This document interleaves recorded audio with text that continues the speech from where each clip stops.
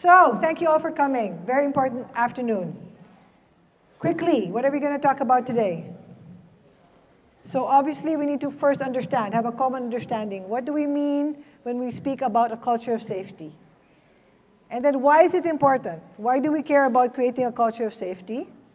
And then what are the characteristics of it? And then how do we create it? And then how do we create it in the context of GRMC? And some specifics on that. So that's the outline of the presentation that we're going to talk about quickly today. So first, what is a culture of safety? Let's start with what is culture. And culture is really like a group of attitudes, a group of values, a group of behavior that permeate a population. In this case, GRMC.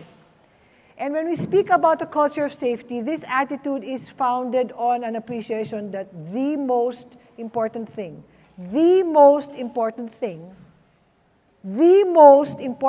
above all other concerns in the organization is the safety of the patient. That, in essence, is what we speak about when we speak about GRMC sharing, having, embodying, and living a culture of safety. Specifically, though, we're speaking about safety from the context of systems. Systems are important because they increase reliability. And systems are executed by teams. We know very well that, particularly in a healthcare setting, our engagements are cross-functional. So we need to think about teams working together, using systems, and consistently doing so. Consistently means every single time.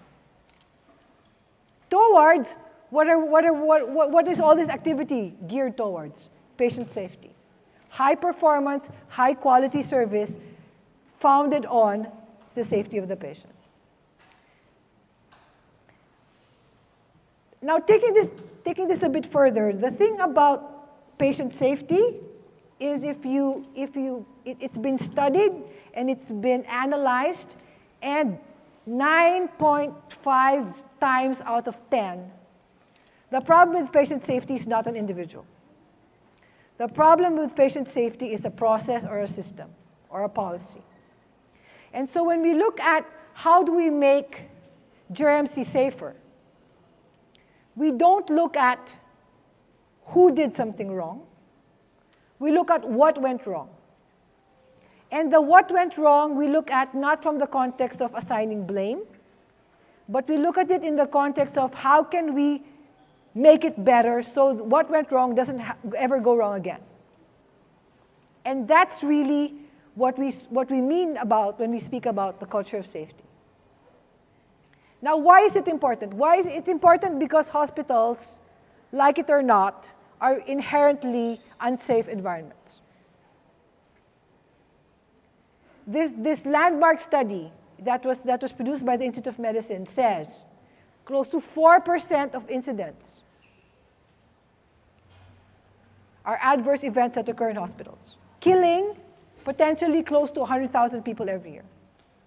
Okay. And we want GRMC to be a hospital that does not contribute to the increase in adverse events or the people who are being killed every year from these adverse events. Now, from a regulatory standpoint, Joint Commission, realizing precisely that healthcare organizations are unsafe, says it is absolutely necessary that healthcare organizations prioritize patient safety above all else, and prioritize and share this priority across the entire organization. But really more than that, more than it being dictated upon us, it's the right thing to do. It's the right thing to do as healthcare organizations to be concerned above all else about patient safety, especially us, where we talk about patients as our partners. This is patient partnership brought to the most concrete, elemental, basic level. Is that when the patient comes to us, the patient is assured that they will receive safe, high-quality care. Now, what are the characteristics of a safety culture? The first is, like we said, there has to be a shared appreciation that safety is the most important thing. And coming off of that, a trust that when someone, anyone, points out, hey, this situation is unsafe, this situation could be safer, that we take that and we take that with trust and respect and transparency. And we act on that in a manner that's not punitive, that's not focused on retribution or retaliation, but in a manner that, as the next thing points out, drives us to become better and better and safer and safer.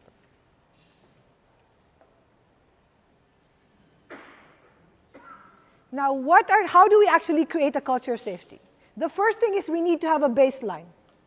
So we need to have an assessment of to what extent, a greater or lesser extent, is our current setting safe?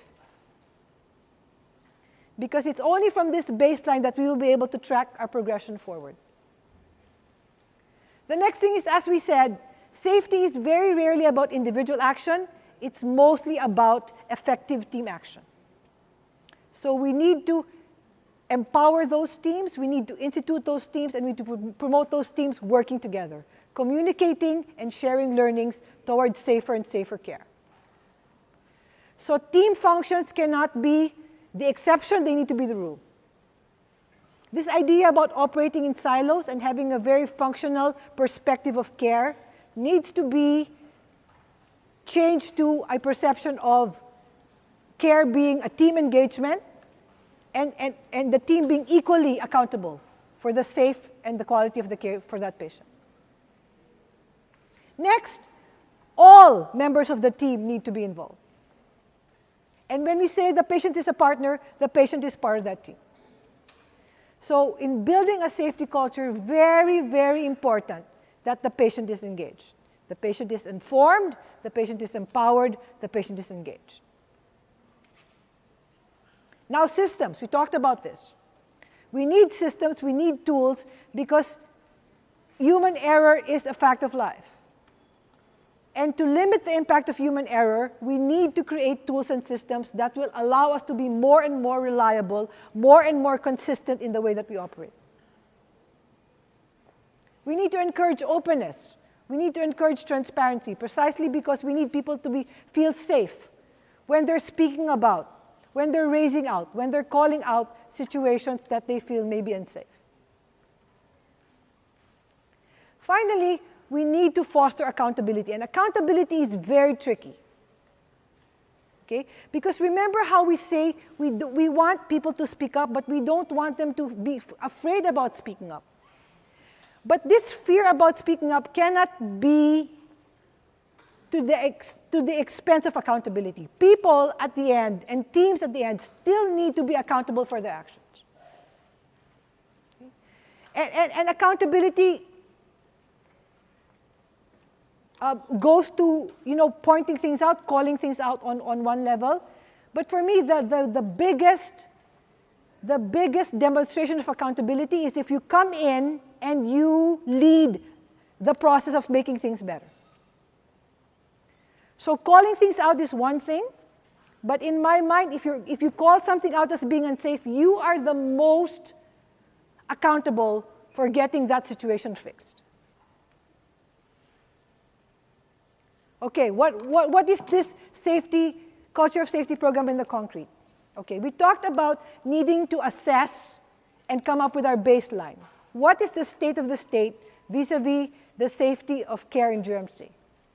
And so we're going to do a survey, AHRQ hospital survey, to get a baseline appreciation for how safe care is in GRMC. Not what you think or what you think or what you think, but an objective, quantitative measure of the safety, the safeness of care in GRMC. Now we're using a survey monkey because we want people to be free about the responses, and so we're going to allow you to be anonymous in response to these surveys. We want all of you, as many of you, if possible, like I said, all of you, to be engaged in this, because this is your opportunity to make your voices heard. This is your opportunity to raise your hand and say, this is what I think about the safety of care in GRMC. As a professional healthcare person, you need to care a lot about how safe is your work environment for the patients that you serve. And this is the opportunity for us to say, this is the level, this is our baseline, and this is how we move forward from here. We want to do patient safety and environment of care rounds.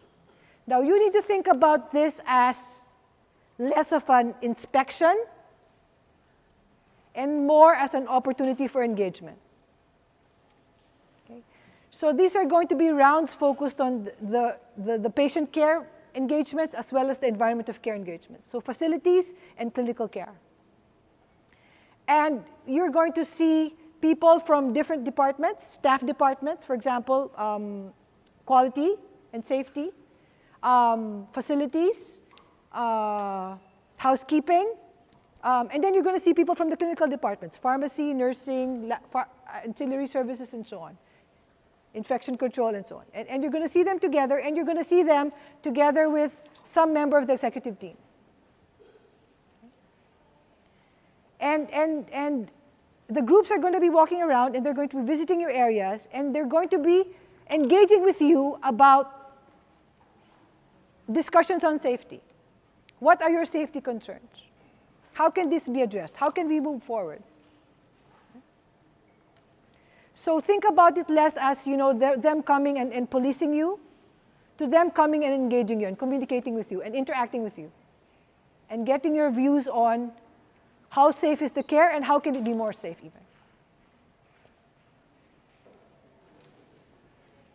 And like I said, it's about encouraging people, empowering people to speak up. To speak up without fear of retaliation, without fear of retribution. About what? So, calling out unsafe behaviors, unsafe conditions, calling out opportunities for improvement, and like I said, the most important thing of all is engaging towards successful and sustained resolution. Successful and sustained improvement.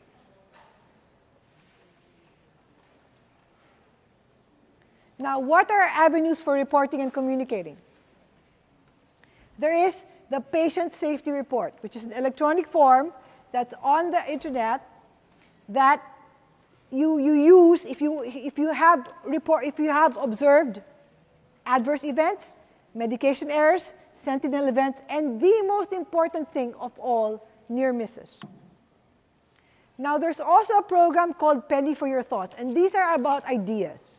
These don't exactly rise to the level of adverse events or near misses, but they're ideas about opportunities to make things better, to make things safer, to make things faster, to make things more efficient, to make care more effective. So there's opportunities to post these ideas of yours, suggestions, concerns, ideas,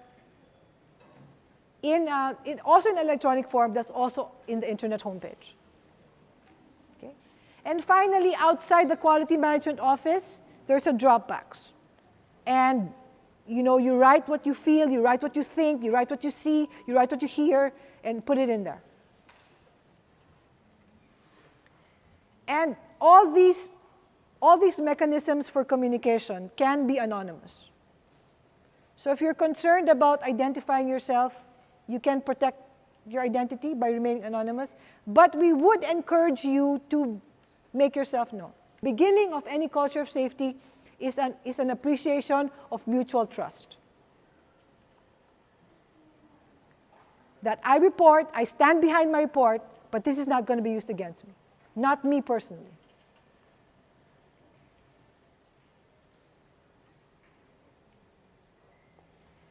And how does that lead now? From the reporting, where does that go? How do things become better from that reporting?